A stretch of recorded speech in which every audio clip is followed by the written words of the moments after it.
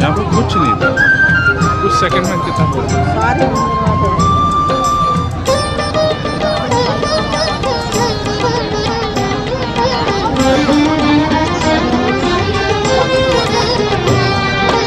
கங்கை நதியும் சரவண குளமும் தாங்கி வந்த கர்ப்பம்